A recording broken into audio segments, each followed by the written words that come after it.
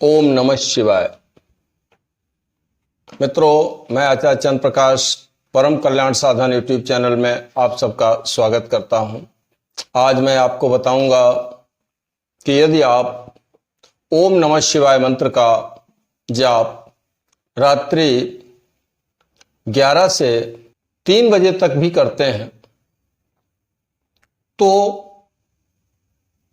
शिवजी का कौन सा रूप जागृत होता है,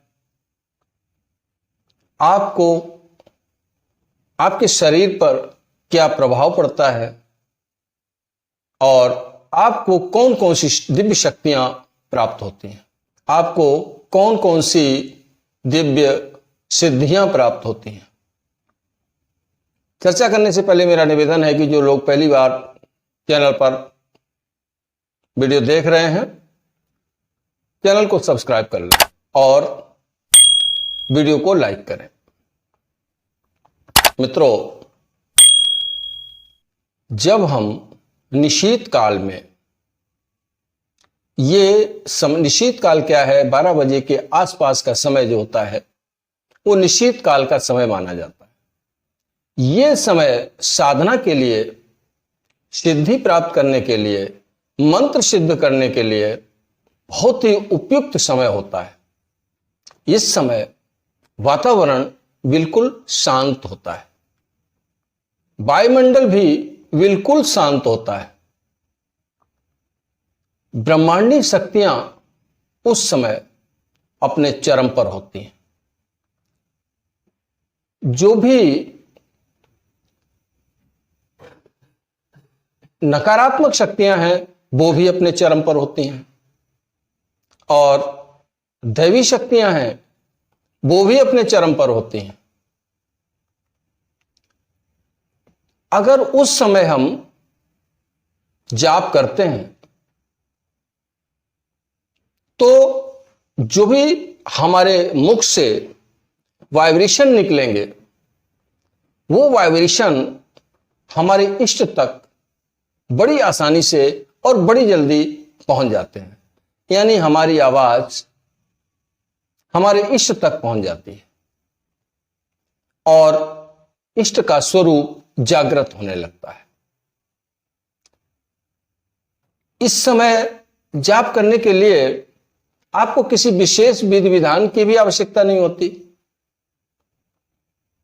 स्नान कर लिया है तो ठीक है, नहीं कर लिया है तो आप हाथ पैर मुंह धोकर के भी साधना पे बैठ सकते हैं। उस समय आपका आसन ऊनी कंबल का अथवा कुश का होना चाहिए, क्योंकि जो भी आसन आप इस्तेमाल करेंगे वो आसन बिजली का कुचालक होना चाहिए, क्योंकि जब करते समय हमारे शरीर में ऊर्जा जनरेट होती है और वो ऊर्जा आसन सही ना होने पर जमीन में चली जाती है। हमें फिर फल की प्राप्ति नहीं हो पाती, हम खाली रह जाते हैं। रुद्राक्ष की माला हाथ में ले लें। जो भी अगर आपकी इच्छा है पूजन करने की तो आप पूजन करें, भगवान शिव का पूजन करें। एक चीज ध्यान रखना, इस समय पूजा करने पर सबसे पहले गणेश जी का स्मरण करना है, फिर अपने कुल देवी और कुल देवता का स्मरण करना है। उसके बाद आपको अपने गुरुदेव का स्मरण करना है। उनके मंत्र की एक माला आपको जाप करना ही करना है। इसके बाद आप अपने इष्ट की जो मंत्र आप जप रहे हैं शुरू कर सकते हैं। और जाप उस समय आप बोल करके ना करें। रात्रि का समय है, दूसरे की नींद भंग होगी और बोलने से ऊर्जा का व्यय भी ज्यादा होता है। इसलिए कहा जाता है कि बोल करके जाप करने से 100 गुना फायदा उपांशु जप में होता है, जिसमें आवाज बाहर नहीं निकलती, और उससे भी 100 गुना ज्यादा फायदा मानसिक जप में होता है। सो आप मानसिक जप कर सकते हैं या उपांशु जप कर सकते हैं। जब आप जप करेंगे तो आपको सिद्धि शक्ति एक बहुत जल्दी प्राप्त होगी, लेकिन कहीं ऐसा ना सोच बैठना कि ये आज ही मिल जाएगी। प्रत्येक मंत्र कीलित है, भगवान शिव ने कर रखा है, और ये ओम नमः शिवाय मंत्र भी कीलित है, लेकिन इसकी एक जप संख्या निश्चित है 1.25 लाख की। तो जब आप का जप 1.25 लाख संख्या को पार कर जाएगा तो आपको सिद्धि मिलना शुरू हो जाएगी। रात्रि काल में जप करने पर वातावरण के शांत होने की वजह से हमारी एकाग्रता को भंग करने वाला भी कोई नहीं होता। हमारी एकाग्रता अच्छी होती है, और जब एकाग्रता पूर्वक जप किया जाता है तो उसका परिणाम भी बहुत अच्छा होता है। उस समय हमारा ध्यान टिकता है। हमारे आज्ञा चक्र ये स्थान पर हम ध्यान करते हैं तो ये आज्ञा चक्र का जागरण होना शुरू हो जाता है। धीरे धीरे हमारे 7 चक्र जागृत होते हैं, और कुंडलिनी शक्ति भी हमारी जागृत होना शुरू हो जाती है। हालांकि एक दिन का काम नहीं है, आपको लगातार जाप करना है, और जब आप लगातार एक निश्चित समय पर एक निश्चित संख्या में जाप करेंगे तो निश्चित रूप से आपको इसके सत्परिणाम अवश्य मिलेंगे।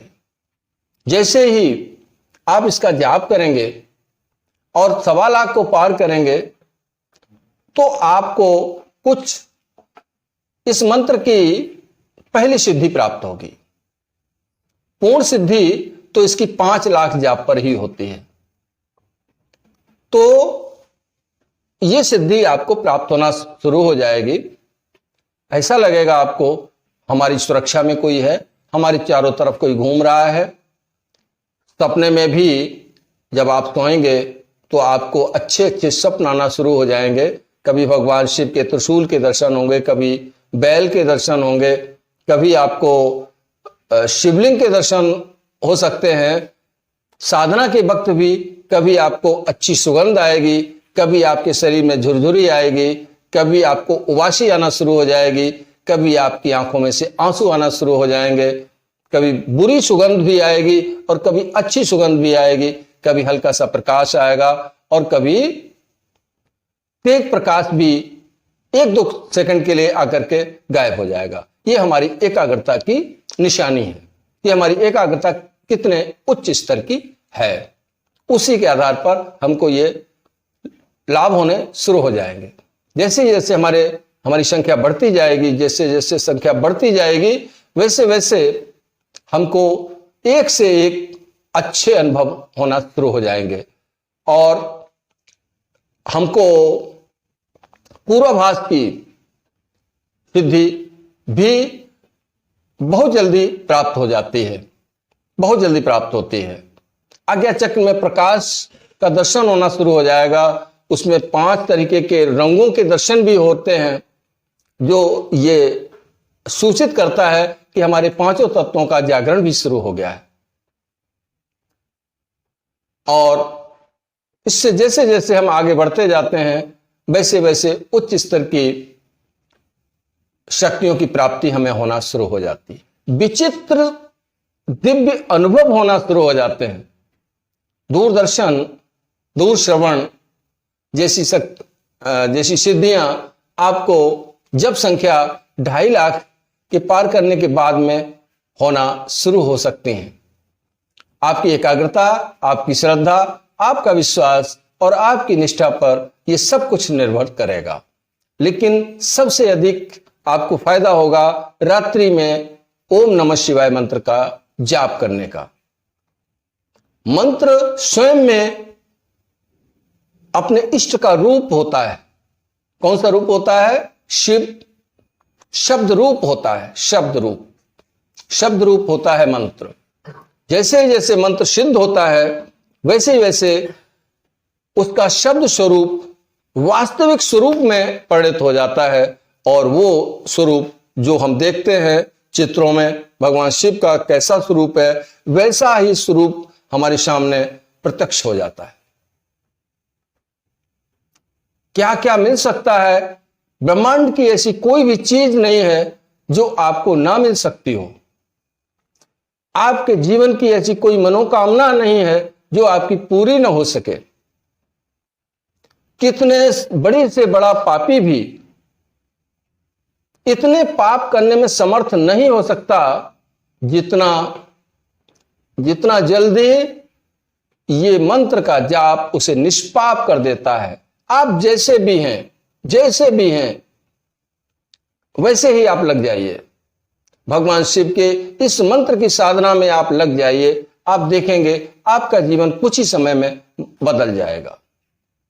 और वो दिव्य लक्षण जो भगवान कृष्ण ने गीता में एक भक्त के बताए हुए हैं, आप वहां जाकर के देख सकते हैं। वो 2700 लक्षण आपके जीवन में प्रकट हो जाएंगे और अंत में आपको मुक्ति की भी प्राप्ति हो जाएगी। सो रात में जाप करने का बहुत ही अधिक महत्व है, बहुत अधिक महत्व है। आप साधना करिए और रात्रि काल में करिए, निशीत काल में करिए। इसी बीच में जब भी कोई सोमवार पड़े तो उस सोमवार को शिव मंदिर जरूर जाएं, वहां पर जलाभिषेक जरूर करें, भगवान शिव का जलाभिषेक जरूर करें, उनका पूजन करें, उन्हें भोग प्रसाद चढ़ाएं। जब आप देवता को भोग प्रसाद देते हैं तो देवता को प्रसन्नता होती है, उनका आशीर्वाद मिलता है।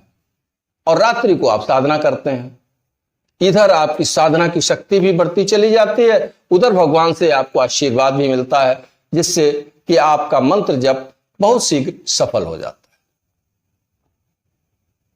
वीडियो में दी गई जानकारी आशा करता हूं आपको पसंद आई होगी, तो इस वीडियो को लाइक जरूर करें और अपने मित्रों में शेयर करें। एक बात और बता दूं, इस मंत्र के जाप से कभी किसी का नुकसान नहीं हुआ और नहीं होता है। यह निरापद मंत्र है, कैसे भी इसका जाप करें कभी नुकसान नहीं होता। हां, यह दूसरे मंत्रों के नुकसान को भी दूर करने में समर्थ है। जिन मंत्रों की ऊर्जा जिनकी ऊर्जा अत्यंत उग्र होती है, वो ज्यादा मात्रा में जाप करने पर व्यक्ति के मानसिक संतुलन में गड़बड़ हो जाता है, शारीरिक संतुलन बिगड़ जाता है। तो इस मंत्र का जाप करने से उनका शारीरिक संतुलन भी सही हो जाता है। लेकिन यह मंत्र स्वयं में कभी किसी का नुकसान नहीं करता। ठीक है, आप साधना करें। भगवान शिव से प्रार्थना करते हैं कि वो आपकी साधना को सफल बनाए, आपको सुख, समृद्धि और शांति दें। वीडियो देखने के लिए हम आपका धन्यवाद करते हैं और अब आपसे विदा लेते हैं।